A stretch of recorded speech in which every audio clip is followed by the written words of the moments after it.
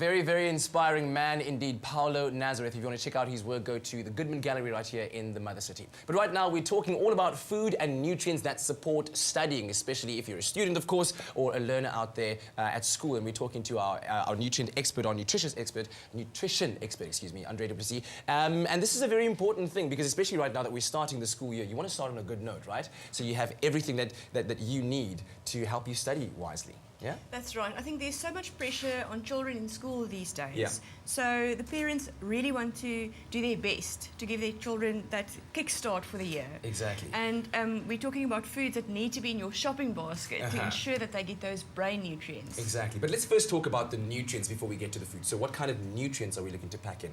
Well, if you look at the brain function, you need omega-3 fatty acids, definitely. You need B vitamins. There are phospholipids, for example, that very long word phosphatidylserine, a nutrient that's also very important for learning ability. They've done studies to show how important this nutrient is for information to be stored in the brain cells and also to be able to retrieve that information. Okay. So lots of nutrients that play roles in memory, concentration and learning ability. Also amino acids, so it's a wide spectrum of nutrients. All right. And so the kind of foods that contain these nutrients then are? Well, nuts and seeds always contain your healthy fat. So here we've got a nice snack of peanuts and raisins. There's also the peanut butter that you can have on a slice of bread. And I'm assuming when it comes to those nuts and raisins, they come in different varieties. You'd rather go for the unsalted version, right? The more natural, the better, because you're trying to cut down on the salt intake as well. The salted nuts often are deep fried.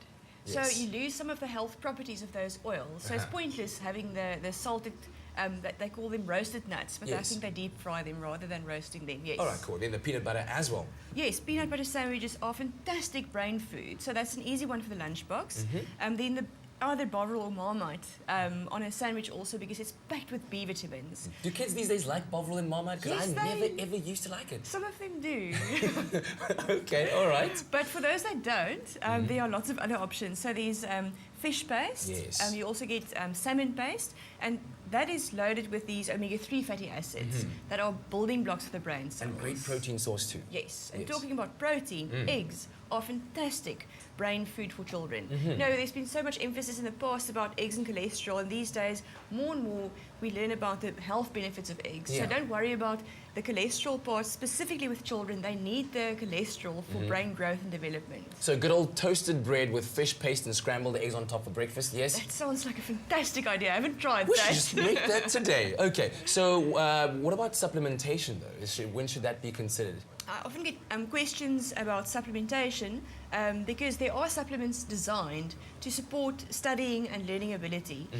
And it's not always possible for children to eat all these types of foods every single day. Yes. So to fill those gaps and to ensure that your child gets the omega-3 fatty acids and the phospholipids and the B vitamins in sufficient quantities, a supplement can supplement the diet. Okay, yes. Because it's always good to start from the diet first and then obviously move on to the supplementation. That's right. So the one that Vital manufactures for children aged about 6 to 12 is Vital Kids Study Power. Yes. That's simple to remember. All right, all right. And what if your child is taking, perhaps, let's say, medication to help with concentration and those kinds of things? Would supplementation possibly have an adverse effect?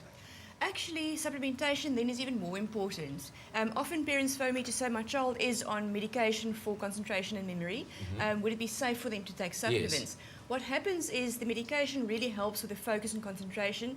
The medication as such is very controversial. Some people say stay away, but there's a place for it.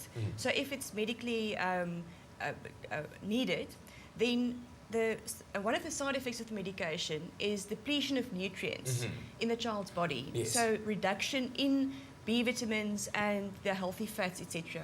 So even more important then, if the child is taking medication for concentration, they have to supplement to top up those levels again. And it's safe to take something like the Kids Study Power in conjunction with those concentration medications. And is it, because you said between 6 and 12, right? Yes. The ages? Is it okay to start earlier?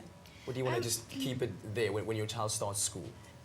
When your child starts school, this sort of supplement would be indicated. Before that, the omega-3s are always very important. Fantastic. Andrea, as always, thank you very much. We really do appreciate it. And if you have any more nutritional questions that you'd like to ask, you are welcome to do so on Andrea's Facebook page. It's Andrea Duplessis, Vital Expert. But now, off to the kitchen where we're making, wow, it's a roasted carrot, thyme, orange juice combination. Let's see how this tastes. Healthy living is easy with the Vital Club. Join before the end of February and you could win a Vital product hamper. Visit vital.coza to join.